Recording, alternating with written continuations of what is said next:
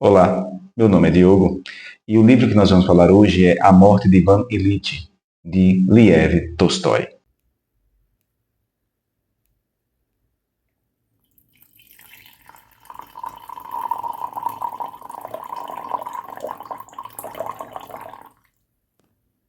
Bem, falando sobre a morte de Ivan Ilitch, de Liev Tolstói, esse é o primeiro livro de um escritor russo que eu acabo lendo, acabo concluindo.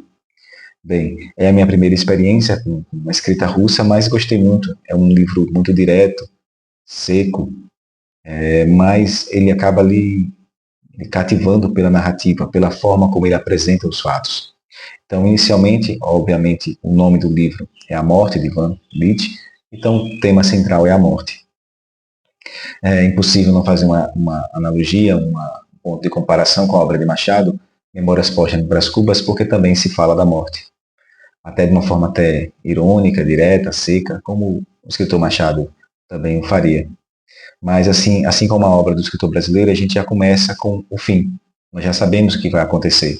E o primeiro capítulo, ele acaba se passando no velório de Ivan, onde a esposa está ali falando com os amigos e familiares e falando sobre algumas questões, sobre a questão do pagamento do enterro e de como o Ivan acabou sofrendo bastante nos últimos dias, nos últimos momentos. Ela chega a dizer para os amigos que nos últimos 3 dias ele acabou gritando 3 dias e 3 noites. Sofreu bastante, e não só ele, né? Uma morte assim acaba impactando toda a família. Bem, esse é o capítulo introdutório da obra. Nós sabemos que o personagem principal irá morrer. Tanto é a capa do livro, é o título, e a abertura, o capítulo introdutório. Já no segundo capítulo, nós temos uma apresentação de quem seria Ivan Ilitch, qual é a sua origem, quem foram os seus pais. Inicialmente se foca na figura paterna, onde ele, meio que de maneira ali irônica, acaba dizendo que o pai era um servidor público inútil, que acabou se acostumando com o serviço público, passou-se mais tempo lá do que o possível e acabou adquirindo estabilidade. Então não era mais possível ser demitido. Esse pai tinha uma vida bastante protocolar, acabou tendo 3 filhos. O filho mais novo, do meio e o mais velho. O do meio é o nosso Ivan, que era o equilíbrio entre os 3. Essa marca do equilíbrio vai marcar toda a vida de Ivan Ilitch, pois ele decide seguir uma carreira mais tradicional, decide se formar em Direito. Ao concluir a faculdade, começou a exercer sua profissão e acabou também seguindo a carreira pública através do Ministério, conseguiu alguns cargos. Me parece que nesse período na Rússia, nesse determinado local, os cargos de magistrado, de promotor e outros cargos atrelados ao Ministério eram oferecidos meio que de forma indicativa. Ivan acabou exercendo essas atividades. Sendo que inicialmente as atividades acabavam pagando bem e ele tinha um certo padrão de vida para viver, que até aquele momento era ele mesmo, sozinho. Mas, devido à natureza de uma vida tão protocolar, a partir do momento que ele já adquire sua profissão, sua estabilidade, ele decide para o próximo passo, que é justamente o casamento. E encontra a personagem, que eu vou ler aqui, Praskovia Fedorovna, que veio a se tornar a esposa dele. Mas ele deixa claro, desde o início, que ele não a ama, ele não a acha a mulher mais bonita, nem a mais feia. Mas é uma mulher, tem posses, pode ajudá-lo no sustento da casa, então ele opta pelo relacionamento com ela. Bem, inicialmente esse relacionamento acontece muito bem. Eles se casam, têm 2 filhos, um menino e uma menina, e acabam se gostando inicialmente. Mas logo, logo, esse relacionamento começa a se transformar. Ela se transforma e começa a discutir com ele quase que constantemente, sendo que acontece de chegar ao ponto de ser até mesmo agressiva com ele. Mas a gente tem acesso às memórias de Ivan através do autor, né? Meio que com razão. Ele meio que quer sair de casa e deixar a esposa tomando conta, queria apenas uma esposa que tomasse conta dele e ela acabava se chateando porque ele saía muito, trabalhava bastante, se dedicava aos jogos, tinha uma vida social e meio que deixava um pouco de lado ali a vida com a esposa e isso acabava incomodando. Bem, e essas discussões familiares acabaram aumentando e a família acabou crescendo e o seu padrão de vida acabou caindo. Ele já não ganhava mais o quanto ele achava que merecia. Então, aproveitando uma oportunidade que houve uma troca na presidência ministerial, acabou assumindo 2 amigos dele. Então ele se dirigiu, foi até ao encontro deles e pediu um novo cargo. E acabou conseguindo. Ele tinha um valor na mente de 5.000 rublos, a moeda da Rússia, e ele acabou conseguindo. Com esse aumento salarial, a vida voltou a ser melhor. A vida em casal voltou a ser mais amável, eles começaram a se gostar mais. Até então, tudo bem. Então, com esse novo cargo, eles precisaram se mudar.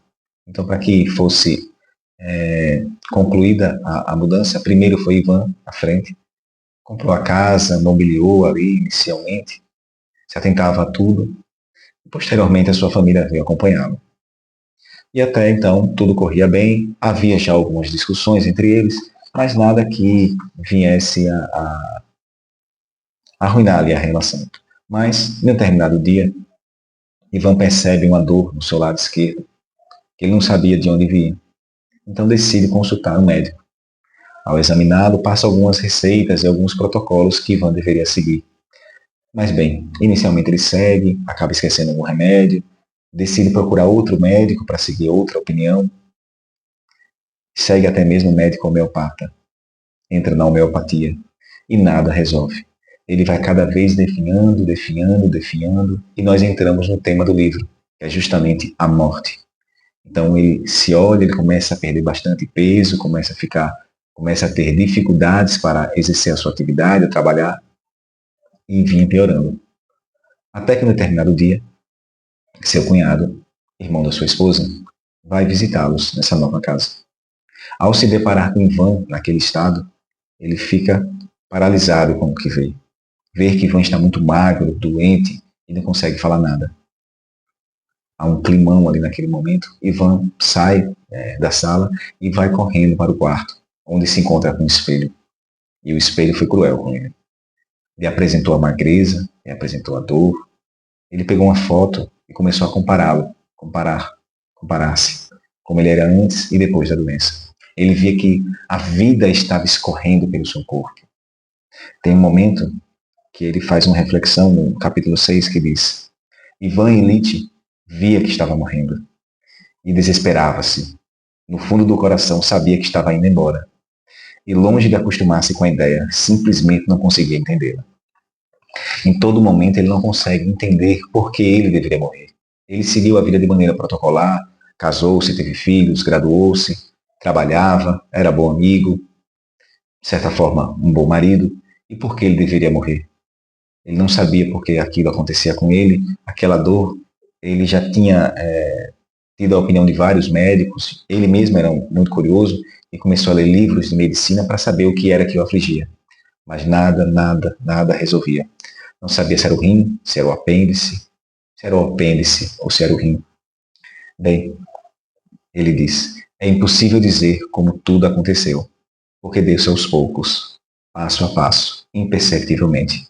Mas no terceiro mês da doença de Ivan Ilitch, sua esposa, sua filha, seu filho, os empregados, os conhecidos, os médicos e, acima de tudo, ele próprio, tinham consciência de que toda a consideração que ele podia ter pelas outras pessoas concentrava-se em um único ponto: saber quando ele, afinal, partiria e libertaria finalmente os vivos do constrangimento de sua presença e a si próprio de seu sofrimento. Bem, Ivan começa a se deteriorar na cama. Ele já não consegue se levantar. Ele fica trocando da cama para o sofá. Para fazer as necessidades, ele precisa de ajuda. E nesse momento, todos que iam ajudá-lo vinham com aquela face da mentira. E isso incomodou muito ele no final. Ele sabia que iria morrer e todas as pessoas que falavam com ele mentiam: não se preocupe, logo você estará bem. Siga o que o médico disse. E isso acabava dando a ele mais dor ainda. A face da mentira, como ele costuma dizer. Bem, nesse momento entra um funcionário mais rústico, um camponês, que é o Geracim. O Geracim atende ele muito bem. Ele gosta de ser atendido pelo Geracim. Ele vê no rosto do rapaz a face da verdade. Esse Geracim o limpa, ajuda ele a fazer as necessidades, troca a roupa dele e o ajuda até mesmo ali conversando com ele, tomando chá com ele, levantando as suas pernas para melhorar ali a circulação, para ver se a dor diminuía, e ele pelo menos viu uma certa sinceridade nesse funcionário. E a sua dor não cessava. Nesse momento ele já estava embebido em morfina e ópio, ópio, ópio. Ele já começava a falar, não sabia se com quem, ou se com ele mesmo, ou se com outra pessoa. Ele começava a ficar preso cada vez mais no passado, tentava se prender no presente, mas não conseguia. Sempre ficava rememorando a vida no passado, na infância, quando consumia as ameixas frescas, quando brincava quando era criança, mas a dor não deixava. Nesse último momento de vida, nos últimos momentos, a esposa, ali fiel, tentando ajudar, tomar conta dele, mas sempre com aquela face da mentira. Chegou a sugerir a ele que se consultasse com o padre. O padre vai até ele conversa com o padre, se confessa, e inicialmente até que melhora as dores, melhora essa dor, essa aflição, inicialmente que o abatia, mas depois tudo volta a piorar. Bem, há uma passagem interessante que a família continua vivendo. A filha é cortejada por um rapaz e eles decidem, em determinado dia, ir ao teatro para uma apresentação que até mesmo o próprio Ivan, que tinha encomendado o camarote.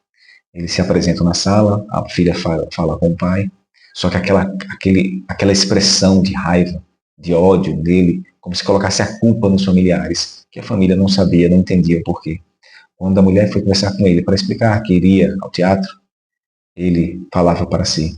Ele sentia, quando a via com aquela pele macia, naquele vestido bonito, via que ela estava vivendo e ele não. Ele, apesar da dor, ele queria continuar vivendo, ele não abraçou a morte. Ele queria saber o que ele errou, se ele viveu corretamente a vida ou se não. Várias perguntas nesse momento de aflição na cama foi que atormentavam o Ivan Illich. Foram torturas físicas e mentais, como dá para perceber no seu rosto. Ivan Illich via que estava morrendo e desesperava-se. No fundo do coração sabia que estava indo embora e, longe de acostumar-se com a ideia, simplesmente não conseguia entendê-la.